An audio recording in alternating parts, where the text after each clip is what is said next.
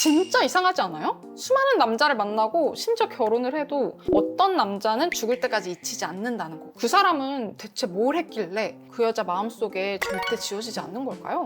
단순히 잘생겨서? 오래 사귀어서? 절대 아니에요. 오늘은 이별 후에도 여자가 절대 못 잊는 남자들의 심리학적 특징을 5가지 알려드릴 거예요. 특히 마지막 5번째는 듣자마자 아, 이건 남자인 나도 진짜 잊지 못하지 라고 공감할걸요? 그 여자에게 평생 절대 잊을 수 없는 남자가 되고 싶다면 영상 꼭 끝까지 보세요.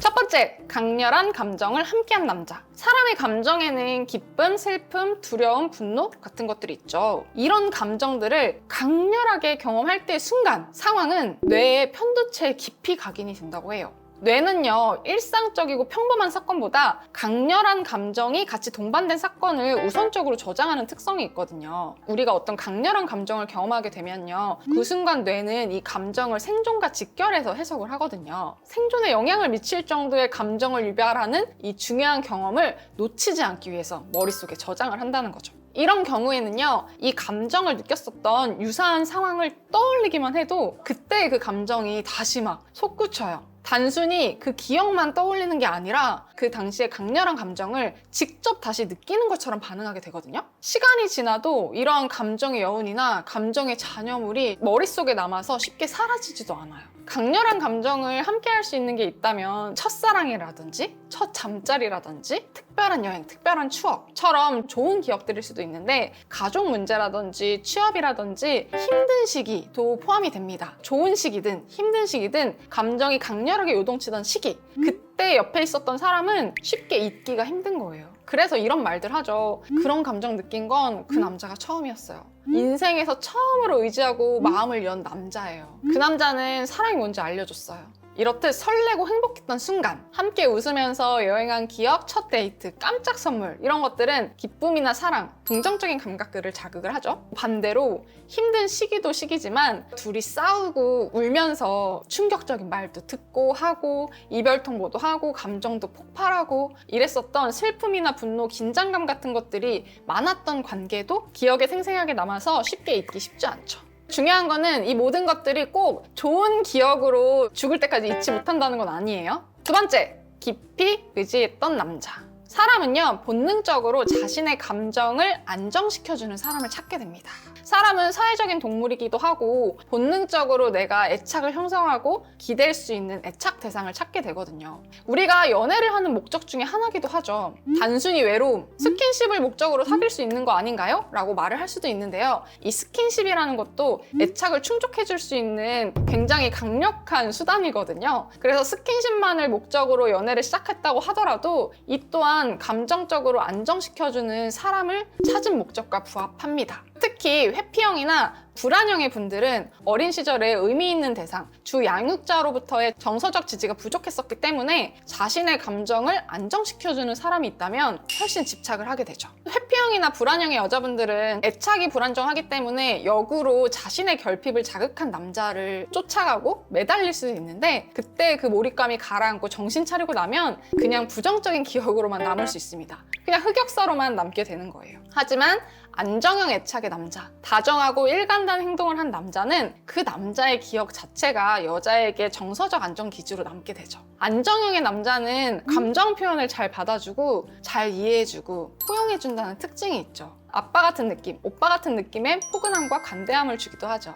나의 여러 가지 면들을 잘 받아주고 투정 같은 것들도 잘 이해해주고 부족한 모습들도 잘 받아주는 존재, 또는 안정감 있는 어른의 모습, 이런 모습들을 통해서 내가 기대했었던 이상적인 아버지상, 부모상으로 인식을 하게 되는 거거든요. 우리 다 본능적으로 아주 어린 시절부터 부모님에게 무조건적인 사랑, 포근한 사랑 받고 싶어하는 욕구 있잖아요. 이런 욕구를 부모님한테 온전히 충족하지 못했을지어도, 그리고 내가 독립된 성인으로서 다양한 환경에서 그런 거를 충족하고 있지 못할 때 이렇게 깊이 의지할 수 있는 남자가 나타나면 푹 가는 거죠. 여자분이 스트레스가 높은 시기거나 아니면 외로움을 잘 느끼는 시기거나 불안한 시기였을 때 이런 남자분들을 만났었다면 더 깊이 의지를 했을 테고 잊기 쉽지 않죠. 3번째, 나를 있는 그대로 받아준 남자. 여자들이 가장 깊이 사랑을 느끼는 순간은 있는 그대로의 나를 평가하지 않거나 판단하지 않고 수용해주는 순간이에요. 이런 거를 무조건적인 수용이라고 하거든요.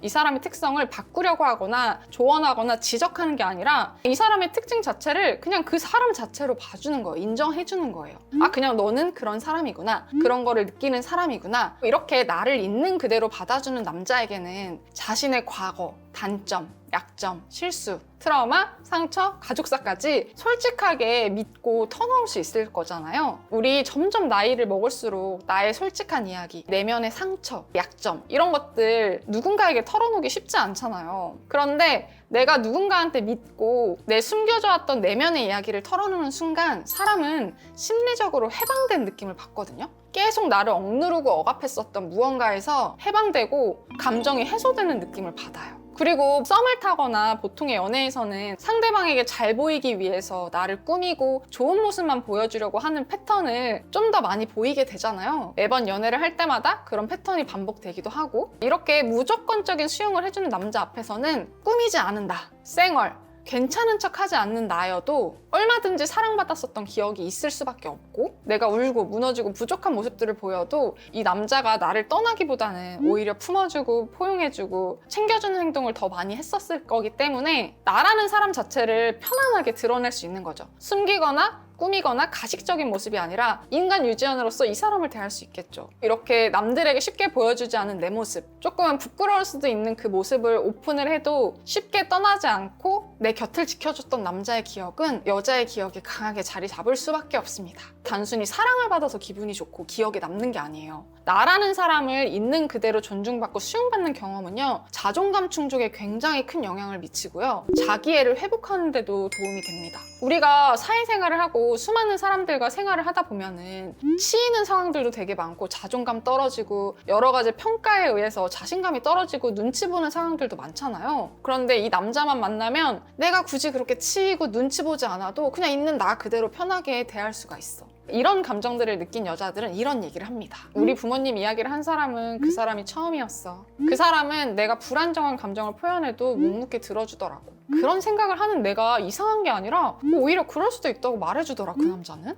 네 번째, 미래를 약속했던 남자. 이거는 남자분들도 많이 경험하는 부분인데요. 미래 계획이나 결혼 이야기, 함께 살 집처럼 함께 할 미래를 구체적으로 나눴던 남자는 감정적으로나 인지적으로나 투자가 크기 때문에 쉽게 잊을 수가 없습니다. 사람은 자기가 노력을 하고 투자를 하고 애쓴 거에 대해서 에너지를 투자한 만큼 포기하기가 쉽지 않아요. 우리가 열심히 돈 모아서 산 물건, 긴 시간 투자해서 본 시험, 쉽게 포기하기 힘들고 잃어버렸을 때 너무너무 아깝게 느껴지잖아요. 그런 원리랑 비슷하거든요. 그래서 제가 항상 강조하는 게 상대방이 나에게 노력하게 하고 투자할 수 있도록 공간과 여지를 많이 주라고 하잖아요. 단순하게 그냥 히히덕거리면서 웃고 떠드는 데이트가 아니라 미래에 대해서 같이 설계하고 계획하고 약속했었던 남자는 차원이 다른 감정적인 몰입을 하게 됩니다. 인지적 에너지를 동반을 하게 되거든요. 예를 들어서 우리 나중에 결혼하면 애기 이름 뭐라고 지을까? 우리 결혼하면 제주도에서 살까? 이런 얘기들을 많이 나누면 좋아요.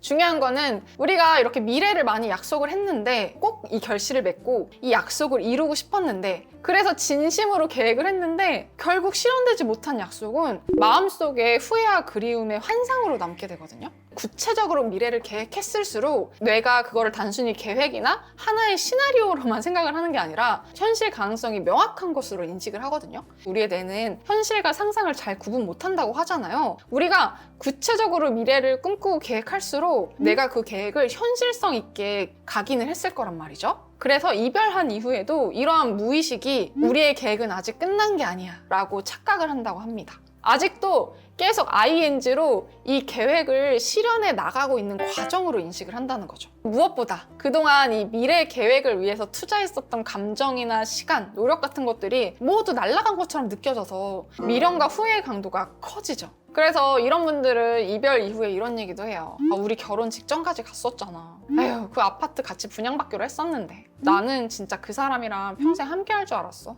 다섯 번째, 성적으로 강렬했던 남자. 스킨십은 단순한 접촉이 아닙니다. 옥시토신과 도파민이 동시에 분비되면서 중독에 가까운 애착을 형성할 수 있는 수단이거든요.